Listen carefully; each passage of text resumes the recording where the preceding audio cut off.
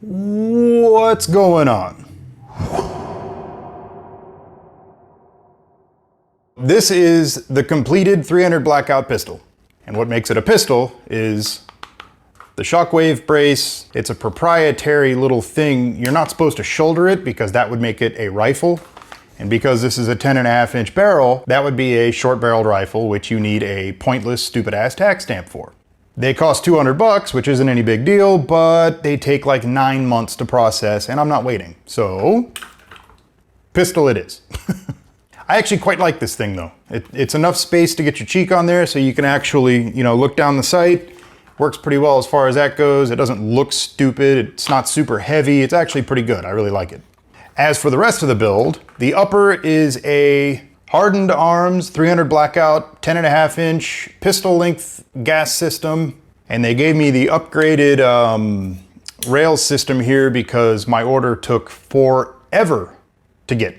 The lower is just a cheapo Anderson, whatever. I mean, this piece is the part that's the gun, and it really doesn't do anything other than hold parts together. You can spend a ton of money on a lower, and I have no idea why. It's a piece of metal with some holes in it. I'm sure there's quality differences between them or whatever, but as far as I'm concerned, that part matters the least. Maybe somebody could prove me wrong. The lower parts kit is from Palmetto State Armory. It's just a basic run-of-the-mill whatever. I mean, it's nothing special. Just like the grip is just a regular old, like military spec, just a regular like military style grip. I actually might swap that out soon because it works fine, but there's better ones out there that feel a lot better. For the optic, I did a Sig Sauer Romeo 5.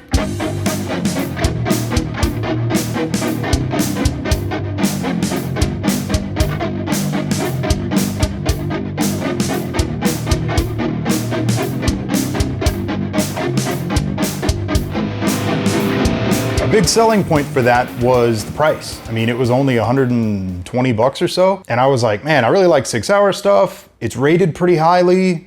The price is definitely right.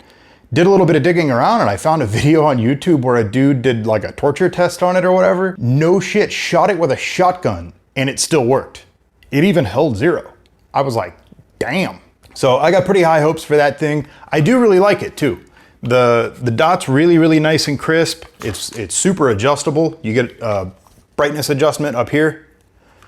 It turns on and off automatically, so it'll save your battery. Supposedly it'll last, what did they say, like 40,000 hours or something like that?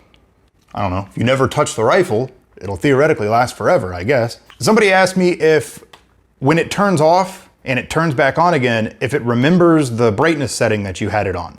So I did a little test.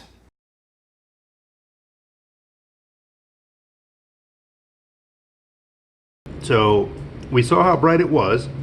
Now we're going to turn it back on, adjust the brightness, let it turn off, turn it back on again, and see what it does.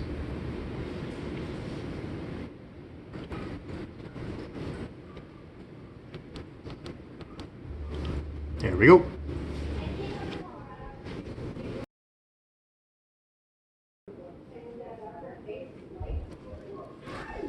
Okay, so it is turned off. Let's turn it back on and see if it remembers. Yep, sure does. Yes, it does. This is what it looks like through the optic. The dot obviously is out of focus because the camera doesn't pick it up correctly. You'd have to focus on something way that way for the dot to be in focus.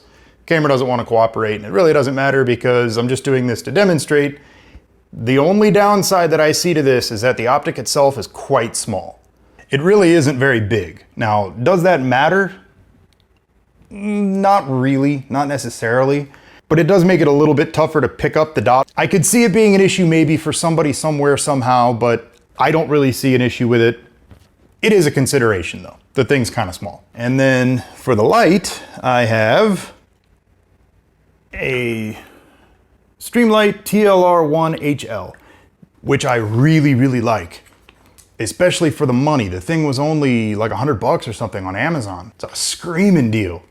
I actually bought a pressure switch for it. I was gonna mount a pressure switch down on the grip or, on the side somewhere so I could do it like that.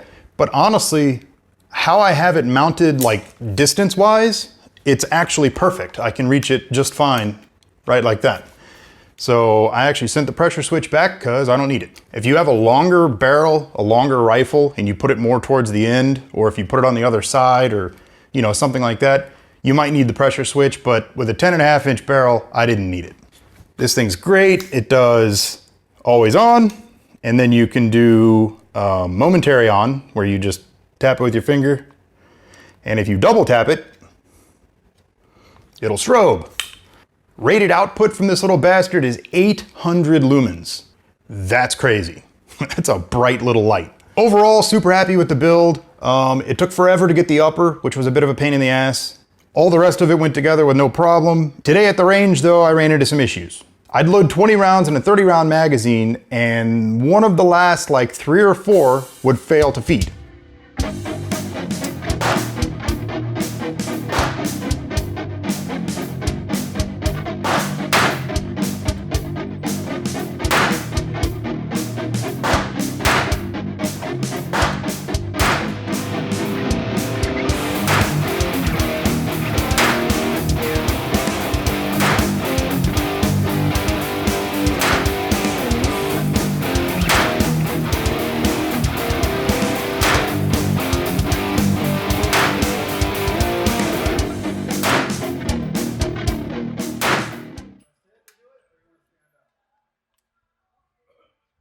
It'd get hung up going into the chamber.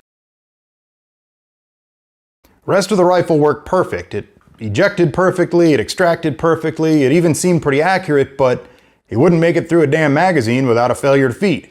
But I think I know why that is. 300 Blackout is designed to be compatible with 5.56/223 magazines, uppers, everything like that. You just have to change out the barrel, and yeah, magazines, everything else should work. My magazines, though, are not only really, really old, the rounds didn't really seem to fit in them right. They would kind of slide around and stuff in there, and it just didn't look right.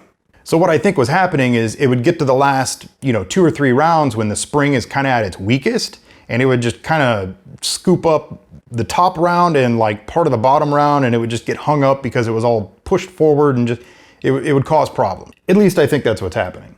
So I got new magazines, will be here very soon. I'm actually gonna get dedicated 300 Blackout magazines.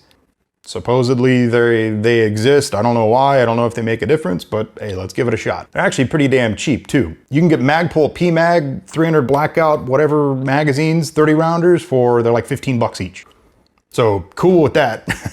For now, that's all I got. We'll make another video when I get the new magazines, and hopefully that'll be enough to straighten out the failure to feed issues, because not being able to go through a magazine without having to clear it and, mess with it, it's not very good. A little bit of tuning needed, no problem. We'll get it sorted out. So for now, be sure to like, share, subscribe, all that happy horse shit. I will talk to you soon.